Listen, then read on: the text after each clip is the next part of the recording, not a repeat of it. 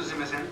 Bueno, també puc manifestar, primer que tot, la irresponsabilitat d'una oposició o d'uns, en aquest cas, accionistes que ni tan sols donen la cara per a debatir i parlar quan l'únic que fem és demanar una responsabilitat que és necessària.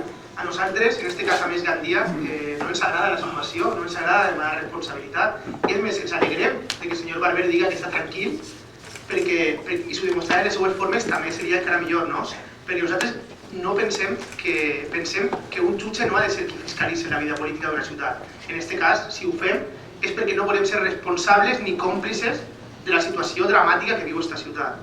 Mireu, a nosaltres tampoc ens agrada dissoldre una empresa pública, és més, estem a favor de les empreses públiques. Si estem dissolvent una empresa pública és perquè aquesta empresa pública era una ferramenta oscura i totalment lamentable. En aquesta empresa pública no se podia fer oposició perquè els comptes no se mostraven a la gent, a la ciutadania. El cas d'IPG és un cas dramàtic, un cas greu que tenia que ser nosaltres, teníem que apretar nosaltres per a poder dignificar-ho i per a poder fer un procediment, com diu sempre Xavi, de nacionalització de les coses bones que tenien i de destrucció de les coses males. Perquè és necessari fer-ho, perquè no hi ha més camí que eixe. A mi em fa molta gràcia veure, quan mirem datos generals d'identificació, les dades de l'empresa IPG, que diu actividad principal, promoción de viviendas sociales. Ese era el nom que té l'empresa pública IPG, no ho podem oblidar.